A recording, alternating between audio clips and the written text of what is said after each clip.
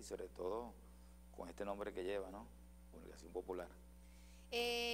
Marco, ¿se ha generado a lo largo de todo este tiempo, o siempre ha sido un tema bastante importante, la participación y el manejo de los medios de comunicación, ciertas informaciones? En este caso, el tema que está sobre la mesa es la salud del presidente, que diferentes sectores de la oposición y medios de comunicación privados han tratado de tergiversar y crear una especie de telaraña para confundir al pueblo venezolano en pro de este mal manejo de la información con respecto a la salud del presidente. Se organiza un foro que transcurrió en la Universidad Nacional Experimental Politécnica el pasado 28 de febrero con el nombre Chávez y la ética médica. Háblanos de ese foro y quiénes participaron. Muy importante que la población venezolana conozca desde el punto de vista médico lo que es la ética. Al igual que nosotros los periodistas, los médicos también tienen su propio código de ética que ha sido violentado por algunos personeros, algunos médicos incluso reconocidos aquí en Venezuela, que están pidiendo una junta médica que revise el presidente Chávez, algunos casi al borde de la locura, como el doctor Marquina, que yo creo que ya ese título de doctor debiese o debieran de quitárselo, fuera de Venezuela, ha estado dando reportes médicos, violando toda la ética que tienen los médicos, porque por supuesto no toma en consideración el paciente, no toma en consideración los familiares, no toma en consideración que ni siquiera él tiene un trato con el paciente para estar en cada momento y apoyándose en esos grandes medios, en esas corporaciones mediáticas transnacionales a los cuales le hace eco aquí parte o la totalidad de la prensa venezolana, dando partes médicos funestos para el presidente Chávez.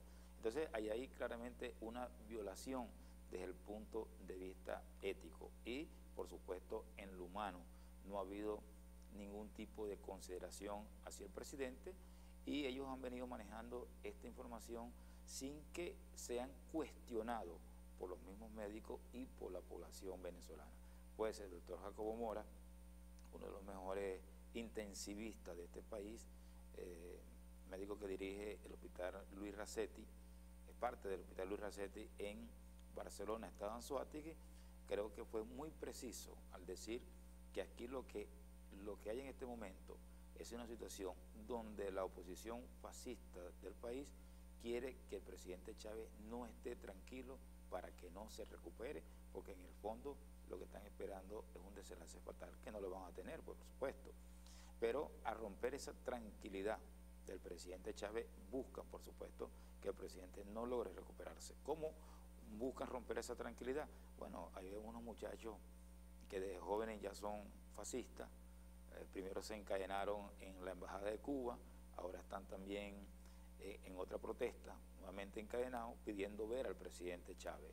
Otros piden que una junta médica y se olvidan de que el presidente Chávez, antes que el presidente, es un paciente oncológico, que lo que necesita es la mayor tranquilidad para recuperarse totalmente.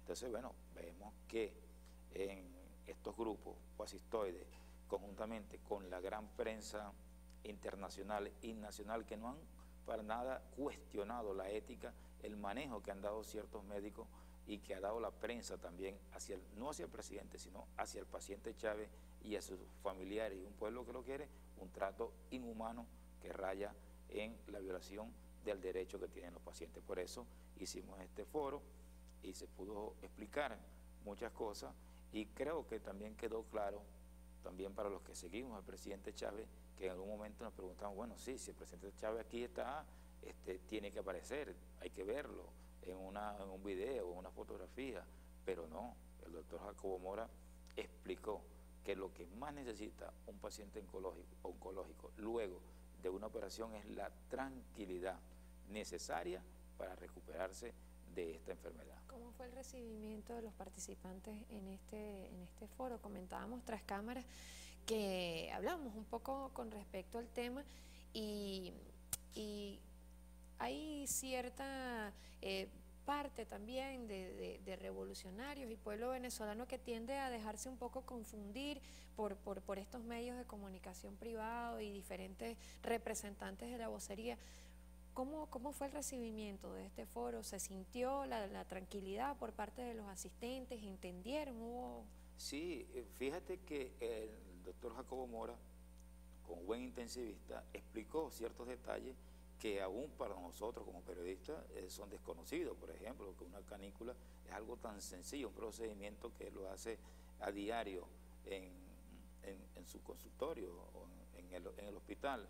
Explicó, bueno, que luego que un paciente es operado de cualquier tipo de operación, lo más probable, el 90% de las probabilidades es que sufra una insuficiencia respiratoria y que también tenga una infección respiratoria. Eso es lo más normal porque en todo caso cuando le ponen un ventilador mecánico está expuesto pues, a las bacterias, a los gérmenes que acarrea pues, la utilización de un ventilador mecánico. Bueno, eso es lo que sucedió con el paciente. El presidente Chávez también tuvo una insuficiencia respiratoria, también tuvo una infección respiratoria que es normal, y él lo explicó con mucha claridad. Lo que sucede es que el común de los venezolanos no son médicos, y estos términos a lo mejor lo lleva a la angustia, pero luego de esa explicación que esto es realmente algo básico dentro de este tipo de operación y que por supuesto está dentro de lo previsto. Eso llevó mucha tranquilidad porque mucha gente cuando se anunciaba que el presidente tiene una canícula respiratoria, que no podía respirar, bueno, pensaban que ya era el fin. Pero luego de esa explicación del doctor Jacobo Mora, la gente sintió como un alivio, sintió como que si le llenaran otra vez el cuerpo de sangre, y salió con mucho ánimo, con mucha fortaleza, entendiendo pues que el presidente Chávez está aferrado pues en una lucha por su vida, que está ganando esa batalla, y a raíz de eso nos llamaron pues para que podamos realizar este foro en otras ciudades. Así que este jueves vamos a estar en el auditorio del INSE de Valencia, en la avenida Lara, con el foro de Chávez y la ética médica, pero en esta ocasión va a estar el doctor Roberto Jiménez Marguiolo, que es el creador de la cátedra ética médica de la Universidad del Zulia, doctor también muy reconocido, además filósofo, escritor, tiene 29 libros escritos, y va a hablar sobre el tema de la ética, porque aquí nos hemos enfocado en el tema de la enfermedad del presidente Chávez, pero hemos dejado a un lado cómo se han violentado los principios éticos. Por ejemplo, el médico, un paciente, tiene el derecho de escoger dónde se va a tratar, con qué médico se va a tratar. Pareciera que olvidan la parte humana del presidente, porque ante todo su responsabilidad como presidente es un ser humano que también tiene los mismos derechos. Claro, y un paciente oncológico que, vamos a decirlo de la manera más directa, cuando una persona le dice que tiene cáncer, lo asocia directamente con la muerte. Un paciente oncológico está en el umbral de la muerte por este tipo de enfermedad. Entonces, bueno, él tiene el derecho de escoger dónde se va a tratar, con qué médico se va a ver o con quiénes médicos se va a ver, porque le generan confianza, porque es lo que necesita un paciente oncológico, es confianza. Bueno, el presidente Chávez decidió operarse en Cuba porque se sentía más cómodo, porque a lo mejor la isla le caía muy bien, el mar, un hospital que reúne todas las comodidades para un paciente oncológico y con la confianza que le generan los médicos. Eso no quiere decir que la medicina de Venezuela no sea la más capaz, porque sí lo es, solamente que el presidente Chávez escogió como paciente tratarse en Cuba. Eso debe ser respetado. Se olvidan que aquí muchos presidentes se iban a tratar en Houston, incluso se hace chequeos médicos, a operación quiste, y aquí nunca nadie le dijo porque Lucinche tenía que ir a Houston a tratarse. Nadie. Es el caso del presidente Chávez porque fue a Cuba y porque es Cuba. Pues el presidente Chávez es un paciente antes que presidente y tiene los derechos que tiene un paciente. Incluso el presidente Chávez fue mucho más allá, porque el presidente Chávez le dijo al país qué enfermedad tenía, cómo se había tratado esa enfermedad, el tipo de tratamiento que estaba recibiendo. Incluso el paciente puede elegir no divulgar su enfermedad porque tiende a proteger a su familia, porque tiende a protegerse él mismo su privacidad también, porque se siente más contento. Por aquí no, a pesar de que el presidente Chávez ha sido honesto con el país, los medios de comunicación y los sectores de la oposición se han... es una avalancha que no tiene, yo diría, pudor, porque ya lo que quieren es que casi lo que pretenden es que la enfermedad del presidente Chávez la agarran los medios de comunicación y la transmiten en vivo y directo. Han banalizado la situación, en este caso muchísimos al inicio de que empieza todo el tratamiento médico del presidente, no solamente en este diciembre, sino iniciado. La primera cadena presidencial el 30 de junio, cuando el presidente dice que debe asumirse, se sometió a su cirugía, la primera, donde ahí fue que se detectó todo el cuadro médico que él después, posterior, presentó. Sin embargo, desde ese momento, la oposición y sectores políticos que responden a otros intereses que no son del pueblo, comenzaron una campaña de que el presidente debe retirarse, que el presidente no está apto para continuar dirigiendo el país. Banalizaron también el haberse ido, que lo comentabas tú, como un derecho del presidente de escoger a dónde se va a tratar. Banalizaron el que se haya ido a Cuba y que no haya utilizado la medicina y a los médicos venezolanos. ¿Cuáles crees tú que sean los intereses políticos de esos personeros de la oposición con respecto al tema? Porque han hecho infinidades de historias, construido infinidades de historias con la salud, el tema de la salud del presidente. Sí, han construido una historia bien enlazada, por supuesto, contando con el apoyo de la gran prensa venezolana y la gran prensa mundial. Primero, crear una sensación de que hay ingobernabilidad en el país, una sensación de que el presidente Chávez no está apto para gobernar, que estamos en un limbo inconstitucional, y luego, por supuesto, apostando a una salida del presidente Chávez, porque creen que es la única vía que ellos tienen para llegar al poder. Entonces, con estos tres argumentos, por supuesto, se han mantenido una campaña permanente, incluso ya hablan de escoger un candidato para unas elecciones que ellos están soñando que se va a hacer en el país, y además de eso, tienen como grupo de choque a unos estudiantes que en el mundo, cuando presentan las gráficas, se habla de estudiantes y pareciera que son los estudiantes venezolanos, y es un grupo muy minúsculo, pero ¿cómo explicamos nosotros que son alrededor de 20 estudiantes? Que estos estudiantes anteriormente han tenido estas mismas conductas como de brigadas de choque. Unos estudiantes que incluso le quitaron hasta a un señor un marcapaso, porque son inhumanos, que yo estoy seguro que un estudiante que sea humanista jamás haría eso, de quitarle a alguien un aparato que es necesario para su vida. Entonces, esos muchachos, que son una brigada de choque, son los que están tratando, o son la vía que ha utilizado el Departamento de Estado para desestabilizar el país. Porque si no, explíquense, ¿por qué los viajes de Capriles? Ahora, si los viajes de Capriles al exterior, primero a Bogotá, luego a Miami, luego a Nueva York, las declaraciones de la secretaria de Adjunto para Latinoamérica, Roberta Jacobson, de que aquí Venezuela tiene que encaminarse a unas elecciones transparentes y limpias. Si esos viajes de Capriles no son para conspirar, entonces el tipo es un perfecto vago.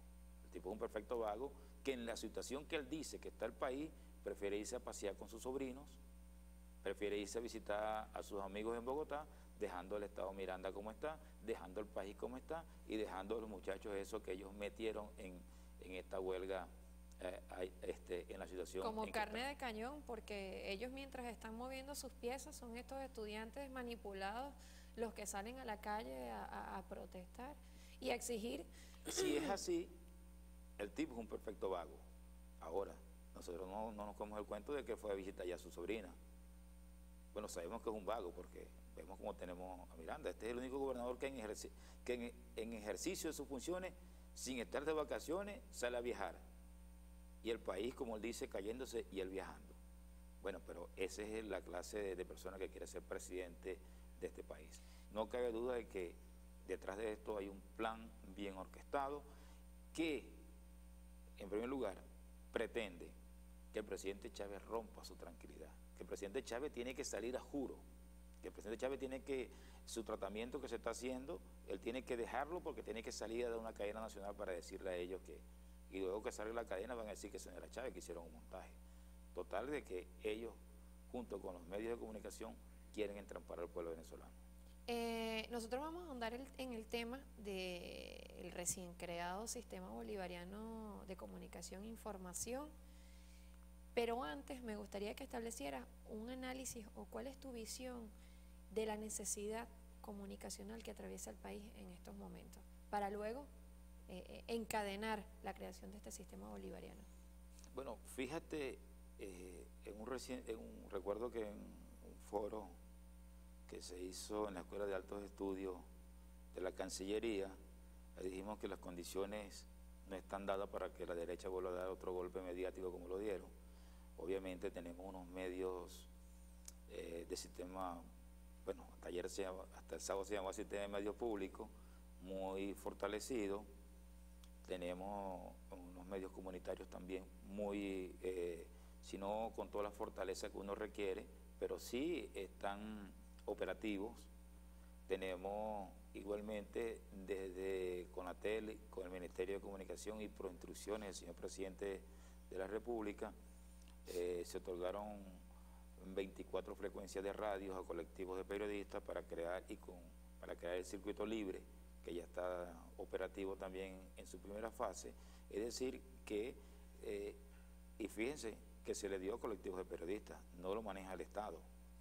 Es decir que hemos ido avanzando, a diferencia de otros países latinoamericanos que también tienen este problema con los grandes medios de comunicación, Rafael Correa, Cristina Kirchner, Daniel Ortega, Evo Morales, son presidentes que también sufren constantes ataques del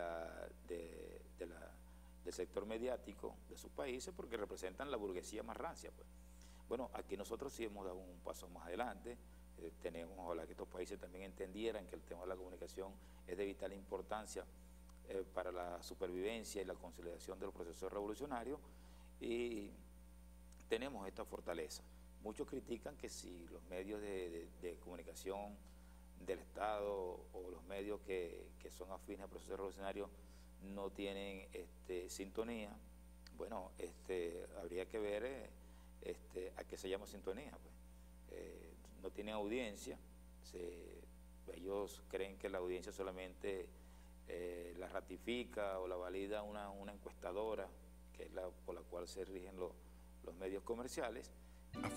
Por supuesto que debemos avanzar más allá, bueno, debemos avanzar más allá, pero por supuesto no podemos negar la importancia que tienen los medios, tanto del Estado como los medios comunitarios alternativos, como los medios que se han creado dentro de este proceso revolucionario, que dependen de periodistas y de otros colectivos, porque hay que ver la cantidad de medios alternativos de prensa escrita que circulan en el país. Yo creo que hay que darle orientación.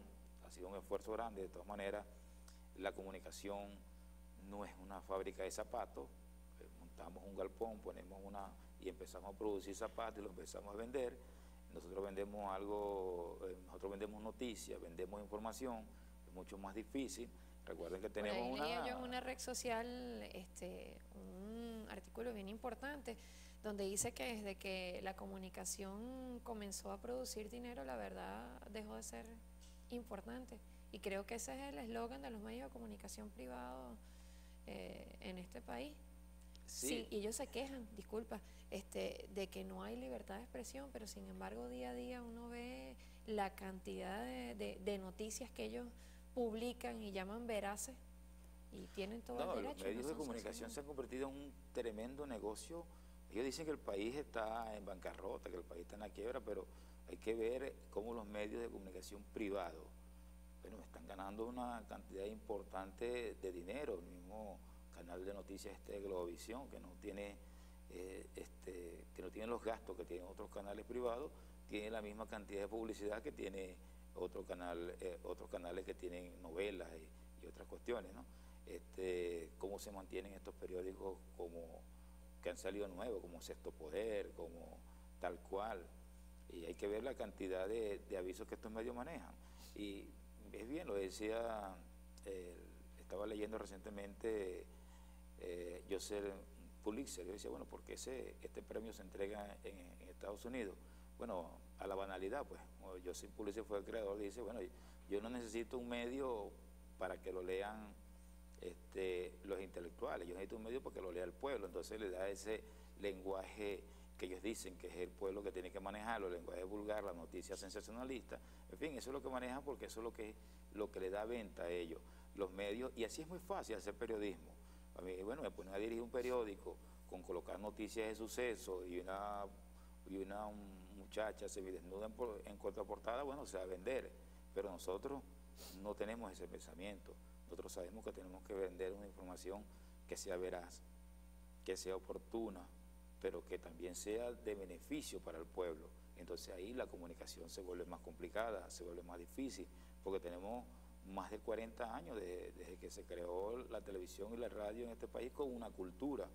¿Cuál es la cultura? Bueno, la cultura de vender la banalidad, la cultura de vender los chismes, la cultura de vender el suceso, que es una cultura que no la vamos a cambiar de la noche a la mañana. Yo creo que nosotros tenemos que hacer el doble del esfuerzo, porque para ellos es muy fácil ganar audiencia, es muy fácil vender periódicos con la mentira. Cada vez que sacan un titular sobre la enfermedad de Chávez, por supuesto, que salen y se venden todos los periódicos. Para ellos eso es noticia. Cada vez es muy fácil hacer periodismo de la oposición y criticar todo lo que hace el gobierno y obviar todo lo bueno que hace el gobierno. Pero bueno, eso es un reto para los periodistas que creemos en la verdad, que creemos que el periodismo no es solo un bloque contra el poder, porque tendríamos que ver qué poder. Yo estoy de acuerdo que el periodismo es un contrapeso contra el poder, pero contra el poder hegemónico, contra el poder que avasalla, contra el poder que esclaviza a la gente. Ahora, cuando estamos hablando de un gobierno que le ha dado salud, que le ha dado educación, que le ha abierto los ojos y que ha abierto la participación del pueblo, entonces los periodistas per se no podemos ir, bueno, somos periodistas, somos contra gobierno. No, eso es una mentira. Entonces, eso nos lleva a nosotros a que tenemos que ser más creativos, tenemos que ser más inventivos y, por supuesto, tenemos que jugar en las reglas del juego en que se está jugando el periodismo hoy en día, que es la tecnología también. Y esa es la razón por la cual surge el Sistema Bolivariano de Comunicación e Información. Como premisa, ya la información no queda solamente de los periodistas, de una planta televisiva, sino que todos tenemos la responsabilidad de comunicar y de mantenernos informados al pueblo. ¿Qué opinión tienes tú al respecto? ¿Y cuáles son las expectativas con respecto yo a este quisiera sistema bolivariano? que de verdad que no se quedaran nombres, porque nosotros tenemos la costumbre de cambiarle los nombres a todos, ¿no? Primero, sistema nacional de medios públicos. Medios de Estado, pues sistema de medios públicos, que me parecía también que era muy oportuno el nombre, ¿no? Sistema de medios públicos. Ahora sistema bolivariano de la comunicación e información. ¿Por qué podemos cambiar los nombres y dejar la estructura y dejar los conceptos, ¿no? Yo he escuchado a Ernesto, yo creo que Ernesto es un periodista de mucha valía, de mucha trayectoria y es algo muy importante. Ernesto tiene oficio de periodista, por mucho tiempo trabajó en el diario Universal, o sea que conoce el oficio, hizo muy exitoso Ciudad Caracas, pues desde su punto de vista periodista. Estoy seguro que Ernesto tiene un concepto muy claro de lo que él piensa hacer. Por encimita leí las declaraciones que él dio. Bueno, yo aconsejaría que fuéramos la estructura misma, porque fíjate, una de las grandes debilidades que tenemos nosotros ahorita es la prensa escrita. Una gran debilidad. Aquí en Venezuela hay 180 periódicos, y esos 180 periódicos, hay excepción de 2 que no son ni siquiera, que podemos decir que son chavistas, pues porque lo decía bien Nicolás Maduro.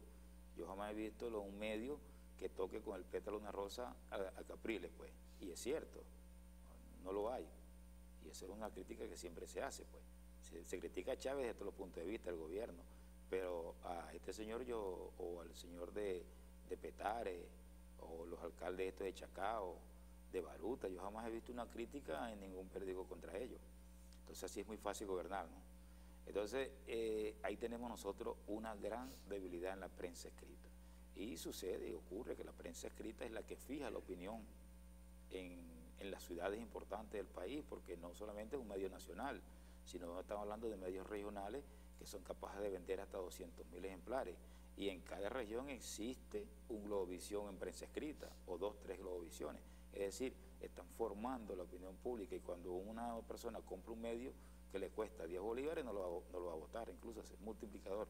Otras personas se lo solicitan para leerlo. Entonces ahí nosotros tenemos una gran debilidad. Hemos avanzado con el Correo del Orinoco, con Ciudad Caracas, pero yo creo que debemos regionalizar la prensa escrita, es decir, debemos tener periódicos que salgan a buscar noticias, a vender noticias, sin que estas noticias sean el tipo de noticias sensacionalistas, vende público, donde la mercancía esté por encima de los valores. No, pero sí es necesario que nosotros también salgamos a competir en igualdad de condiciones, en calidad, con tecnología, periódicos muy bien diseñados, porque ahí tenemos una debilidad muy grande, y a eso hay que tomarse en cuenta. Porque ocurre que en este día global, en este avance que han tenido las comunicaciones, bueno, no es suficiente con megáfonos, no es suficiente aunque son formas tradicionales de comunicación que no debemos abandonarlas. Nosotros no debemos abandonar ninguna forma de comunicación. No debemos abandonar los murales, no debemos abandonar los megáfonos, no debemos abandonar ningún tipo de comunicación. Pero también tenemos que avanzar en que nuestros consejos comunales tienen que manejar las redes sociales, tienen que manejar Twitter, tienen que manejar páginas web, y ahí está el compromiso de los periodistas de hacer un trabajo inmenso. Lo mencionabas, iba a tocar ese punto con respecto a que, bueno, ya no es un mural, ya no es un megáfono muerto, ya hay participación de la comunidad. O sea, las comunidades a partir de ahora van a ser los que construyen sus propios periódicos y sus propias formas de comunicación para contrarrestar la participación de los medios de comunicación, no solamente escritos, sino radiofónicos y audiovisuales, el manejo de la información. Las comunidades se apropian, y esa es una de las bondades y de los objetivos principales de este sistema bolivariano de información. Sí, yo creo que desde hace mucho tiempo las comunidades, el pueblo venezolano se ha podido apropiar del hecho comunicacional. El hecho comunicacional dejó de ser de la academia, dejó de ser de las universidades, dejó de ser de las radios, de las televisiones. No, ahora la gente anda apropiándose y habla con tal propiedad de la comunicación. Te dicen, estos periodistas no están diciendo la verdad, este periódico miente, porque si no, ¿cómo se explica que este pueblo ha podido aguantar primero un golpe de Estado, luego un paro petrolero donde todos los medios se dedicaron a inocular de veneno a la población venezolana? ¿Cómo ha podido sostener esta revolución venezolana y el liderazgo de Chávez tras 14 años de ataques sin ninguna misericordia de parte de las grandes más medias, no solo de Venezuela, sino del mundo? Es decir, porque el pueblo ya también se ha apoderado del hecho comunicacional y uno lo ve participando. No hay un sector en el país que no tenga su medio comunitario, aunque sea una hojita lo tiene. No hay un medio comunitario, no hay un sector donde la gente no tenga los consejos comunales que están participando.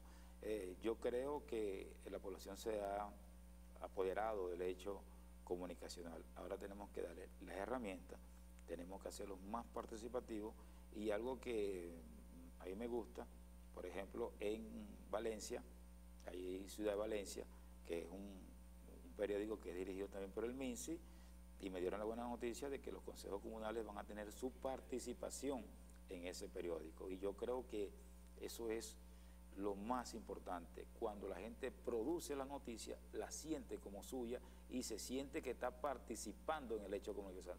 Deja de ser un simple lector y se convierte en un productor activo de noticias, y por supuesto no es igual que la comunidad comience a comprar y a leer un periódico para ver sus noticias producidas por los mismos actores de esa localidad, que lo que viene un periodista con una pautica a cumplirla. Yo creo que ese es un paso muy importante. ¿Cómo impacta la participación ahora de las comunidades en los diferentes medios de comunicación privada?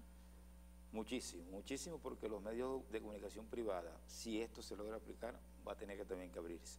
Porque entonces, por ejemplo, si yo vivo en una comunidad y esa misma comunidad produce, dígame, 4 páginas de un periódico, las diagrama, busca su noticia y por supuesto su noticia va a ser de su entorno. ¿Qué es lo que resulta? Que cuando ese periódico, cuando esa comunidad sale el periódico, seguro que ellos mismos lo van a agotar. O sea, se va a ver reflejada. Y como, bueno, la prensa privada lo que ve es la venta, creo que va a tener que abrirse a las comunidades porque la gente siente que tiene que ser muy participativa. Yo recuerdo que cuando yo dirigía un periódico en Valencia, El Espectador de Valencia, le dimos 2 páginas a los liceos, a los clubes estudiantiles de los liceos. Entonces, cuando salía un liceo que lo tocaba, bueno, ese día se agotaba el periódico, porque lo compraba tanto los liceos como los demás liceos para ver qué habían escrito los otros. Y yo creo que esa forma, como se está implementando en Ciudad Valencia, que creo que por ahí va el sistema bolivariano, y por eso te mencionaba que Ernesto tiene oficio de periodista, eso va a ser muy importante, porque va a dejar de que las comunidades se conviertan en actores participativos de la noticia. Porque ¿cuál es el secreto del periodismo? Que nosotros producimos las noticias, y cuando producimos la noticia, erróneamente creemos que ese medio es nuestro. Así es. Bueno, Marcos, muchísimas gracias por haber participado y haber cedido un espacio de tu tiempo para conversar acerca del tema mediático que actualmente atraviesa nuestro país. Sabemos ya que el reto que se presenta ahora del sistema bolivariano de información y de comunicación será entonces demostrar esas matrices de opiniones de los diferentes medios de comunicación privados que responden no a los intereses del pueblo, sino a unos pequeños grupos minoritarios de empresarios y de políticos, y que la tarea primordial de ese sistema bolivariano será la participación de las comunidades. Yo creo que va a ser un éxito porque está por delante la participación de las comunidades, está por delante la amplitud de un ministro como Ernesto Villegas, que ha llamado a que se conforme un consejo también de participación que pueda proponer ideas. Bueno, no me resta más que invitarlo para este jueves entonces en Valencia con el foro Chávez y la ética médica, donde va a estar el doctor Roberto Jiménez Margiolo, también pendiente de la gente de Anzoátegui que están solicitando hacer este mismo tipo de foro, y nosotros estar pendientes de los pasos que van a tomar estos estudiantes, que son como una brigada de choque, que por supuesto no son ellos los que están actuando, ellos son unas marionetas de un poder muy superior que tiene un plan muy preciso, y por supuesto que nosotros tenemos que estar muy unidos y muy pendientes de lo que pueden hacer estos grupos. Así es, muchísimas gracias por el tiempo. Nosotros despedimos